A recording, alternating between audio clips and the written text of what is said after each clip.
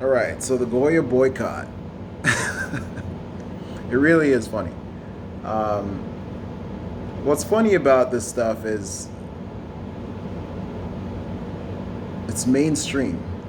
It's both the funniest part of it and the saddest part of it. Because this is not unique, right? Outrage culture, cancel culture is alive and well in America.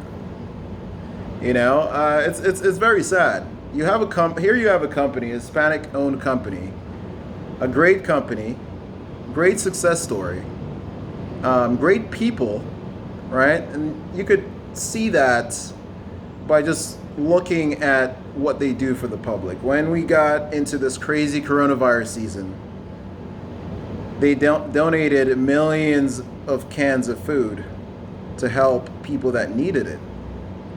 You know, I just think it's very sad that we've allowed this to happen. And it has happened mostly because of our silence. When we see the crazy stuff happening nowadays, someone pointed it out to me recently that it's not that it's not only that we're canceling companies, we're canceling people. Someone can look through your history on social media and find something, for instance, in that case with Kevin Hart and the Oscars. Someone could look at something that you said like 10, 20, 30 years ago and weaponize that and come and destroy your life. And that's very sad, because if you're going to do something like that, right? If we're going to allow things like that, then we really need to think about them. Because if something that someone said 10 years ago, 20, 30 years ago, should be used to ruin their life currently, and this is, if you consider it to be like in all cases, right? Then basically what that is doing is admitting that you do not believe that people get older and wiser. Or it's possible, really, for people to get older and wiser. You don't believe that people change and evolve and, correct their flaws and become better human beings over the course of their lives. Now, that's not even applicable to Goya here, right? If you look at Goya as a company, they've been doing a lot of great work. And, the CEO, when he spoke on a recent interview, he pointed out that, he doesn't understand why. I mean, he understands, he knows why. But he pointed out the fact that he went and spoke on behalf of President Obama. But because he just went and spoke on behalf of President Trump, it's a problem. This is a real major problem in society right now, in which really the left, right? What we think of as generally the left, which I'll go into in another video, but well, it's both the left and the right.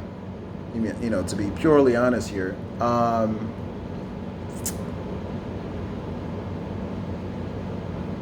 We have such a divisive situation right now, in which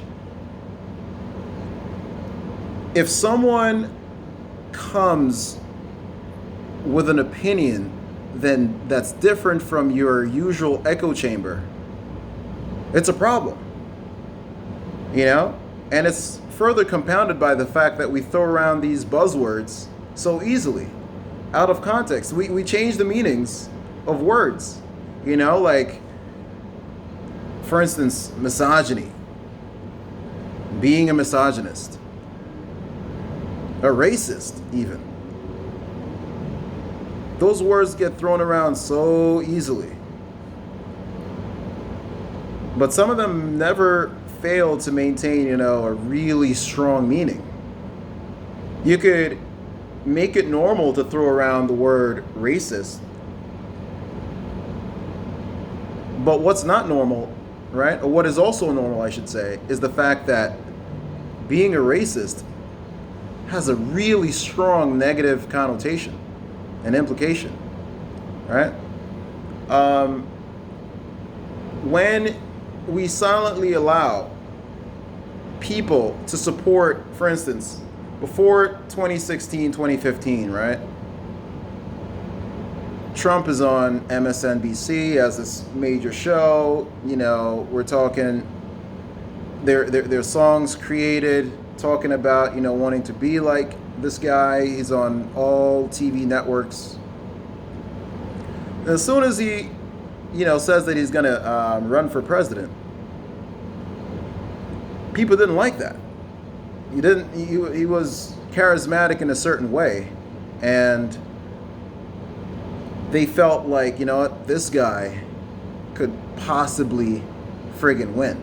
So what they started doing was saying, putting it out there that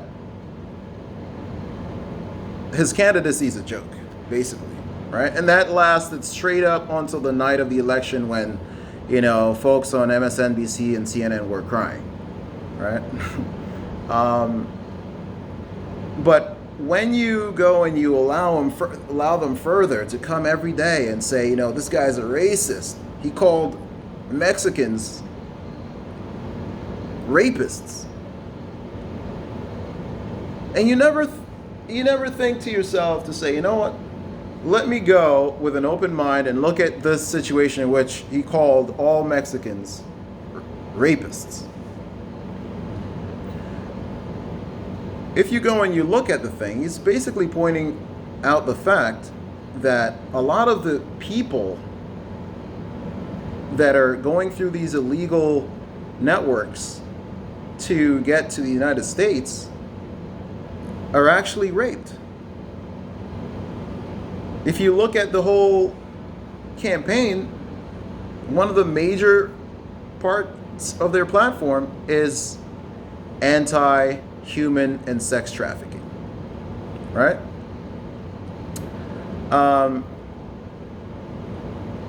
Cases were brought up, real cases. You could go and see them yourself, where illegal aliens did in fact rape U.S. citizens, right? I know of one case that happened a number of years ago here in New York City in Central Park.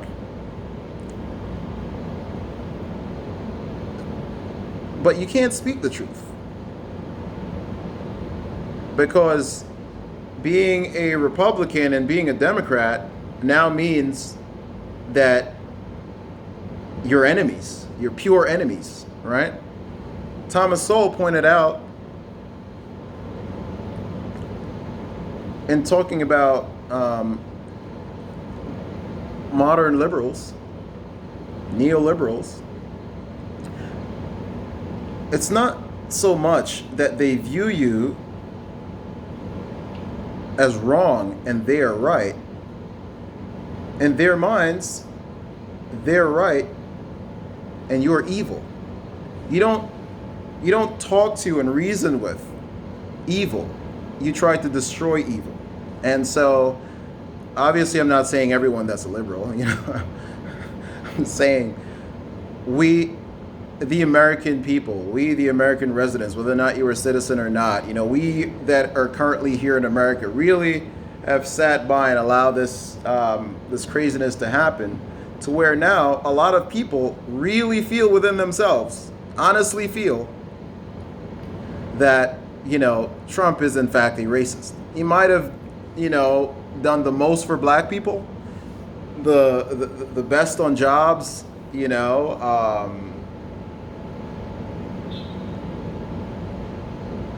just black prosperity in general, right? You might have gotten great numbers for everyone. Your 401ks might be, skyrocketing. But no, you got to maintain that front that no, he's a racist. because CNN, because MSNBC. It's crazy to me. But the problem here is that we no longer realize that our friends that are liberal are the same thing as our friends that are conservative, right? Or Democrat, Republican. We're all like in the same boat. We're all in the same country. Or we share a common destiny, right? You have to learn to, it's not about learning, actually. It's about, because everyone knows this. It's about stop letting feelings and emotion play such a big role in your life, and use some common sense and some logic. Don't let information just get fed to you, because this is what they're playing on. This is what outrage culture, this is what cancel culture is all about. Right? Now, I believe in boycotts. I certainly do. I think that's a fundamental good aspect of a capitalist society, right? The fact that if a company is not doing good business, I'll just put it in simple terms, we maintain the right to not support them, right? It's great. We have multiple choices. So really what it boils down to is this. I am not throwing out any of the stuff in my pantry that's from Goya. What we need to realize is that we should no longer allow Hollywood or any one of these parties to just throw it out there that we need to do something, and it's, I point out, it's really coming from one direction. But when people start, when you notice a company or a person has been pretty much good their whole life, and then all of a sudden this outrage comes to destroy this person. No, we should always consider the good over the bad. Anyone could make a mistake. No one is perfect. None of us are perfect. And so going back to Goya, they've been doing a really wonderful job with supporting the community at large and in general. They came through without anyone even asking them to once coronavirus and the whole shutdown started. They really came out to support, donated quite a lot. And I think that it's really and truly sad where we are. The fact that you can say and speak for President Obama, but if you go and you say the same type of things for Trump, you must be destroyed. We have to learn to talk to each other. We have to learn to respect each other and realize that, listen, you're not the same as everyone else. And you cannot expect everyone else to be the same as you. And if you require it, if it's your requirement that everyone's opinions are the same as yours, if you need to live in an echo chamber, then there are other things about your life that you need to consider. All right? It's ridiculous that I should even make a video about the actual real idea of boycotting Goya, an obviously great company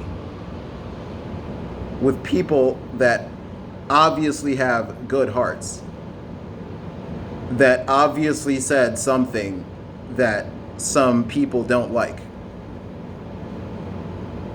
We have to learn to speak good of, like, when someone does something that is good, even if you don't agree with that person wholeheartedly or ideologically, you have to see the good in others. That's what we're missing here. Like, We're not a group of like this divisiveness needs to go away. We're not a group of, we're not a country where we have the actual left fighting the actual right. That's not what we have.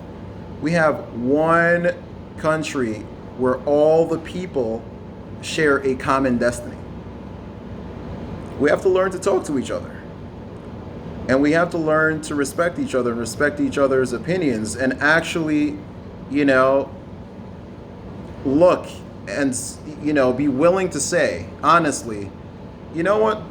I might not agree with this person ideologically, but the thing that they just said is absolutely right. If the person with a different ideology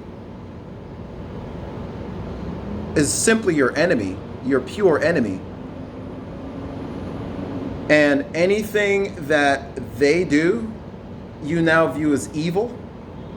And even if someone that has always been on your side says something good about them, you need to now destroy this person that's always been on your side. Again, you have other things in your life that you really need to look into, right? So in general, my Goya stuff is gonna be there. I'm gonna be making delicious food with that, sometime in the near future. And I would advise everyone to, especially during coronavirus season, they sell great products. I would go and stock up on Goya. I'd actually, when I go back to the supermarket, I'm only gonna buy Goya, just to, give them my support. I already buy a bunch of their products anyway, but I'm gonna make sure that I stock up on some of their stuff, because it's through our individual voices and our individual actions that we actually make a change in our society. So that's it. Goya boycott, stupid. So go out, buy some, stock up on some stuff, because you never know if they're going to shut down again, or maybe you live somewhere it's already shut down. And, just recognize good where it's at, and love everybody, you actually have that ability. Everyone with a different opinion does not need to be your enemy. Your fellow human beings, your fellow citizens, let's get along. That's it.